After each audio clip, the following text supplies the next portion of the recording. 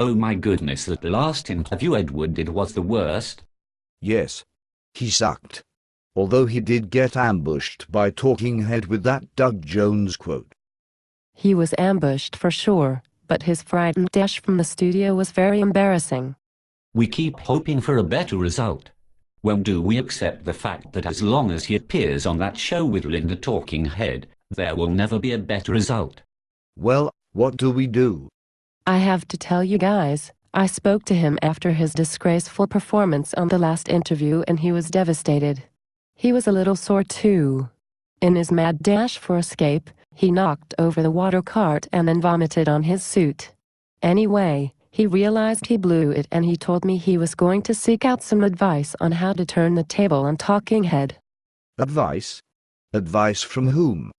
Apparently, he is flying to England to speak to the Queen. Queen Elizabeth? No, Queen Moya, of course. I see.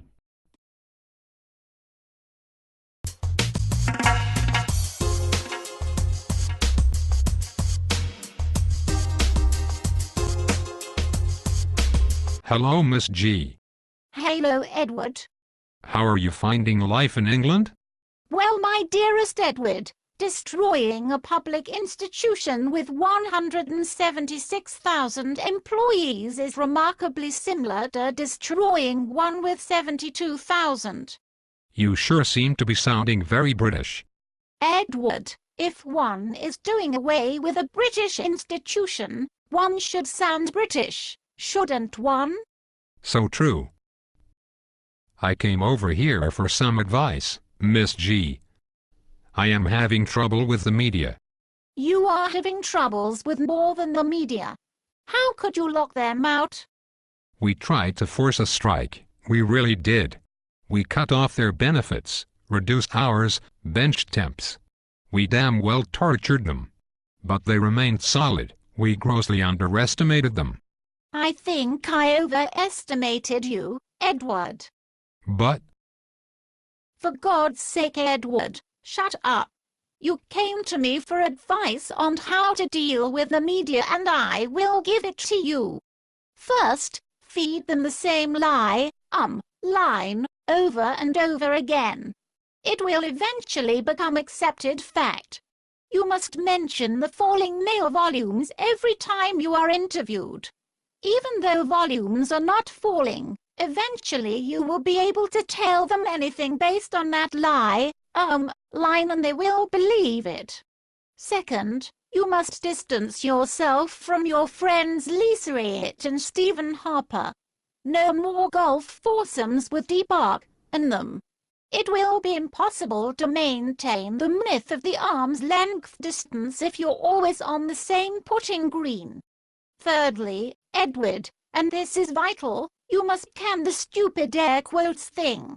Everyone is laughing at you, even over here. yes, ma'am. Now get your pathetic self back to Canada and start earning your bloated salary. Yes, Miss G.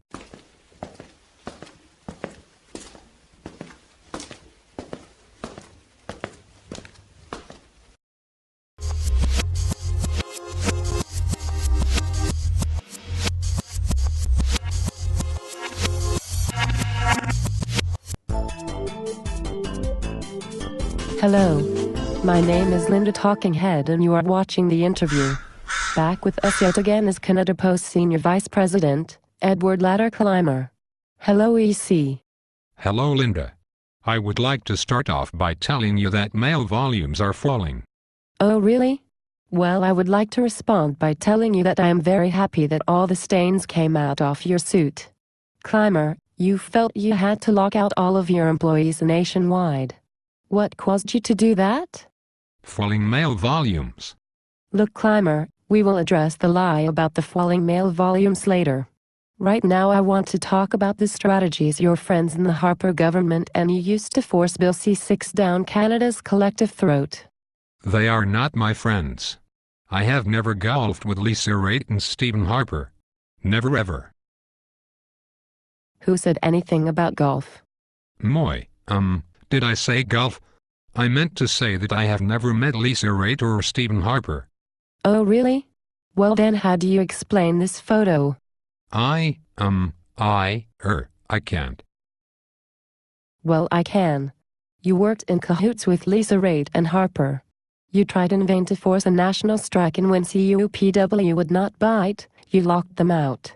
You teed the postal workers up, and your partner, Lisa Raitt, drove the back-to-work legislative ball right down the fairway.